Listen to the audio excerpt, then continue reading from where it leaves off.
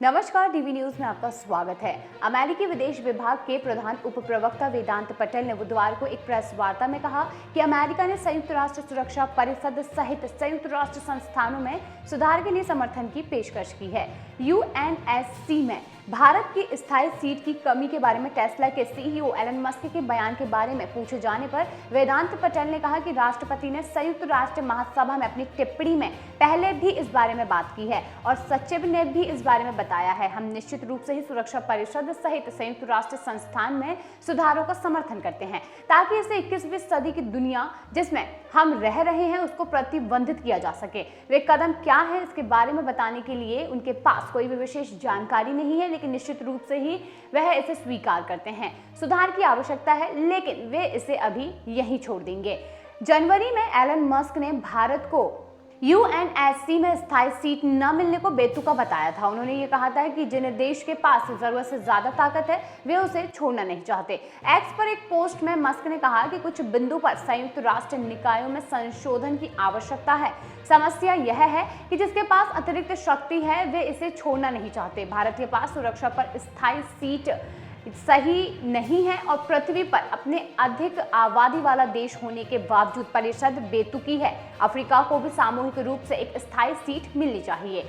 भारत लंबे समय से विकासशील दुनिया के हितों का बेहतर प्रतिनिधित्व करने के लिए सुरक्षा परिषद में स्थायी सीट की मांग कर रही है। अंतर्राष्ट्रीय समुदाय के समर्थन से देश की खोज को गति मिली है।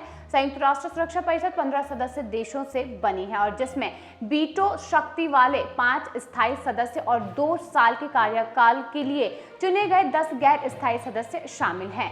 यूएनएससी के 5 स्थायी सदस्यों में चीन, यूनाइटेड किंगडम, फ्रांस, रूस और संयुक्त राज्य अमेरिका शामिल है। संयुक्त राष्ट्र सुरक्षा परिषद के गैर स्थायी सदस्यों को यूएनजीए द्वारा 2 साल के कार्यकाल के लिए चुना जाता है। लोकसभा चुनाव के पहले चरण से पहले भारतीय जनता पार्टी ने संकल्प पत्र नाम से अपने चुनावी घोषणा पत्र में संयुक्त राष्ट्र सुरक्षा परिषद में देश के लिए स्थायी सदस्यता हासिल करने की कसम खाई है।